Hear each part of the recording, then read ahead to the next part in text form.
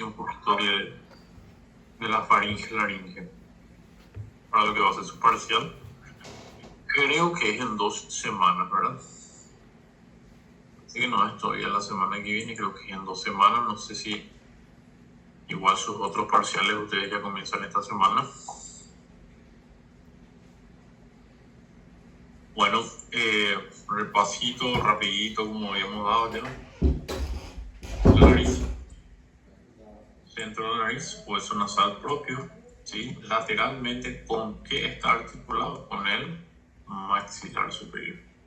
Y la rama ascendente del maxilar superior o apófisis frontal del maxilar. Hueso cigomático está mucho más lateral acá. ¿Okay? Por arriba tenemos el hueso frontal, articulación del hueso nasal, entonces se da con el frontal y con el maxilar. Esto que está aquí era la pared medial, la línea media de la nariz.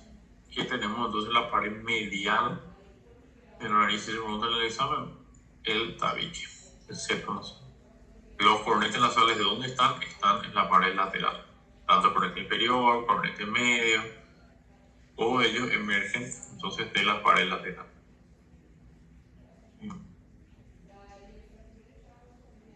Nosotros habíamos hablado de un conjunto de estructuras que estaban en la nariz por fuera, que a ese conjunto de cosas le íbamos a llamar pirámide nasal. ¿Sí? Se pirámide la pirámide nasal, hablamos del conjunto de estructuras que son visualizables, ¿sí? Y ustedes, si se palpan, también van a notar que la parte superior era ósea, la parte inferior es cartilaginosa.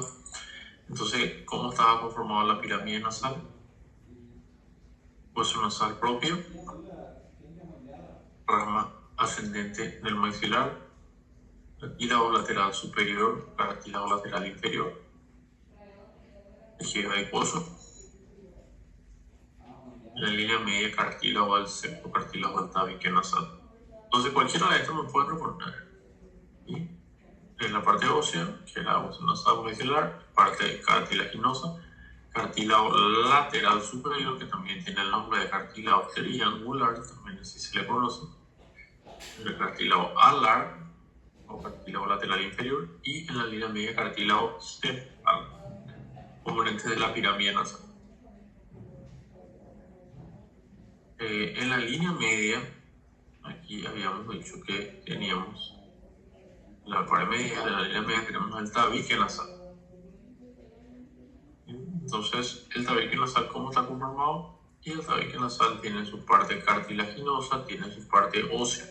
La parte anterior dijimos que era la parte más blanda, la parte cartilaginosa, y la parte posterior o profunda es la parte ósea. Entonces, en la parte cartilaginosa tenemos el cartílago que se llama, podemos llamarle, en este slide dijimos 3 preguntas, ¿verdad? En primer lugar, componentes del tabique nasal. Pueden ponerle cartílago del tabique nomás, o si ustedes quieren poner cartílago, ¿qué forma tiene? Cuadrada, ¿verdad? Entonces se llama cartílago cuadrangular o cartílago del tabique. Y los huesos que están por atrás, el hueso vomer y parte del etmoide. ¿Qué parte del etmoide? La lámina perpendicular. ¿Okay? Dijimos que el etmoide, yo les había dicho en la clase que introducimos a la nariz, el etmoide era como una T, así, ¿verdad? Entonces, la porción vertical es la lámina perpendicular, la que forma parte del tabique. Y la porción horizontal es la que forma parte del techo de la nariz. Entonces, en el techo de la nariz es lo que tenemos de vuelta el etmoide, así como componente de un conjunto de estructuras que forman el techo de la nariz. ¿Sí? Segunda pregunta, entonces, ¿qué era el techo de la fosa nasal? ¿Cómo estaba conformado? Hueso nasal propio, hueso frontal, parte del etmoide, en este caso sería la lámina lacrimosa, y parte del esfenoide. Estos son los componentes entonces de la pirámide nasal.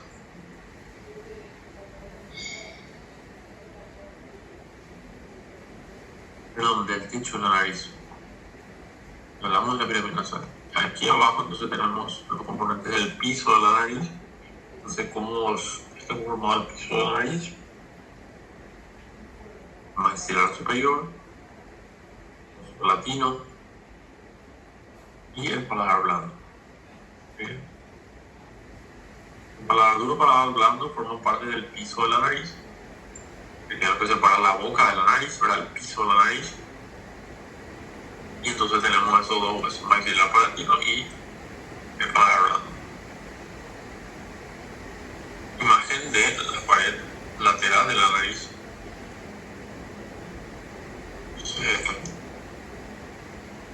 Pared lateral, que sale de la pared lateral de la nariz.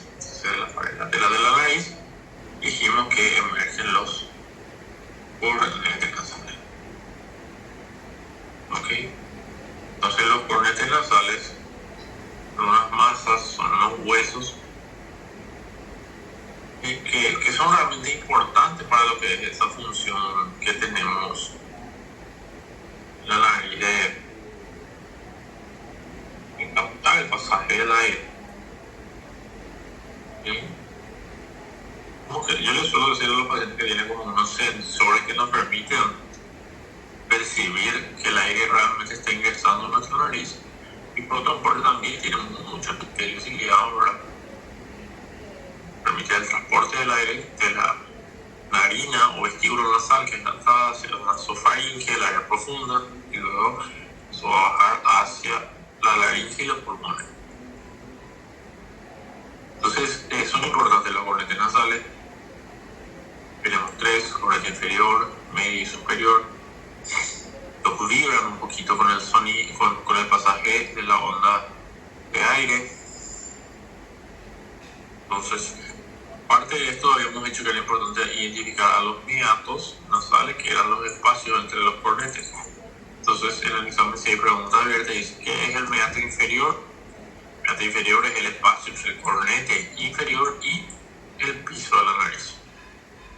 Ese espacio es el meato. Entonces, meato nasal inferior, espacio entre el cornete inferior y piso de la nariz. Meato medio, espacio entre el cornete medio y el cornete inferior.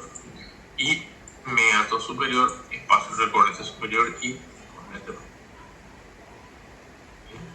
Esos son los meatos nasales, y dijimos que era el lugar en donde se producía el drenaje también de los senos paranasales. La mayor parte de los senos paranasales dijimos que drenaba acá. El meato medio drenaba la mayor parte de los senos. Meato superior, ¿quién drenaba? Drenaba el esfenoides, seno-fenoidal, y el etmoides posterior. ¿Sí? El superior entonces va a drenar etmoides posterior y esfenoides. Meato medio, el frontal, el maxilar, el etmoides anterior. ¿Sí?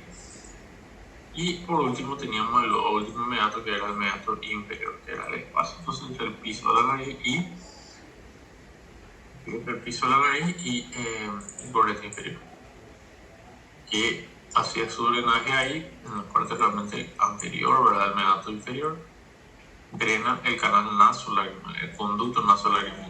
Nos habíamos explicado que las lágrimas del ojo salen y finalmente se terminan drenando hacia la fosa nasal. Orificio de entrada de la nariz, vestíbulo nasal. Orificio de salida de la nariz, o ano. La pregunta: ¿qué encontramos en el área de la nasofaringe? Encontramos la guasna, encontramos la adenoides, la pared nasofaringe, el rodete tubárico. ¿Sí?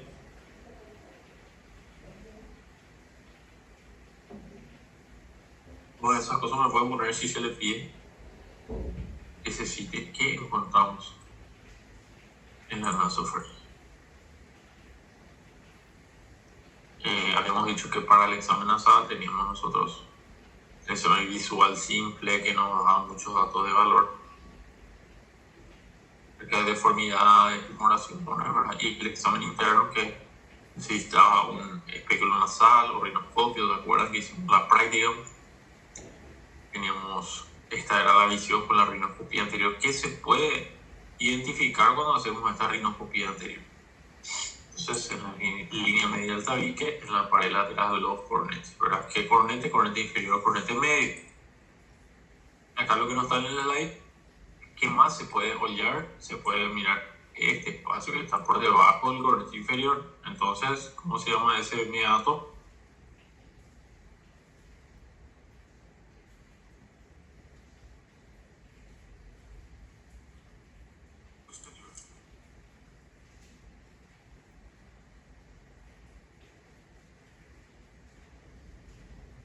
Bien, meato inferior. ¿El meato medio se puede ver o no?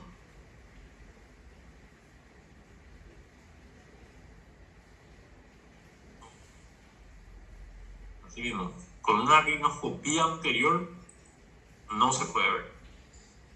Solamente meato inferior, cornete inferior, medio, tabique.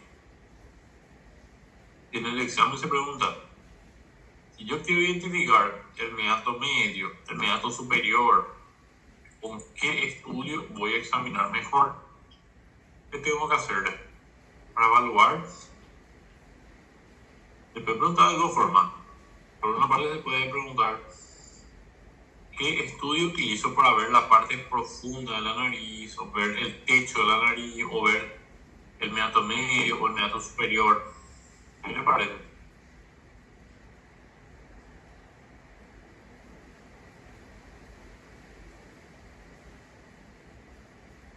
Vamos a hacer.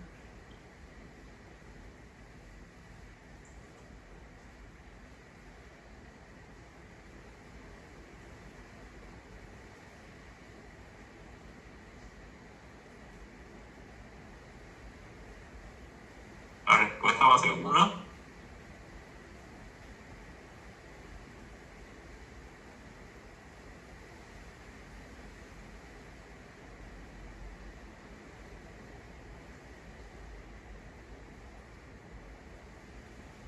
Una endoscopía nasal, ¿verdad?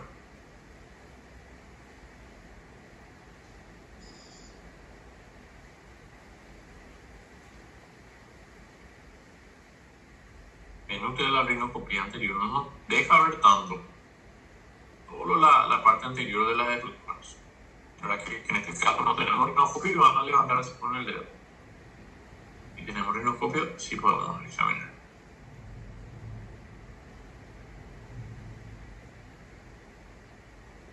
¿Es útil la rinocopía posterior si sale en el examen? Y realmente hoy día prácticamente no usamos.